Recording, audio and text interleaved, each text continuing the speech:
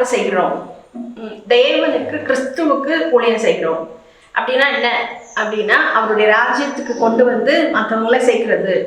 நீங்க உலகம் எங்கும் போய் சர்வ சிருஷ்டிக்கும் சுவிசேஷத்தை பிரசங்கிச்சு அவங்கள சீஷர்களாக்கி அவங்கள வந்து கொண்டு வந்து சேருங்க. அதுதான் நமக்கு கொடுக்கப்பட்ட கட்டளை. அப்போ அவங்கள கொண்டு வந்து சேர்க்கிறது.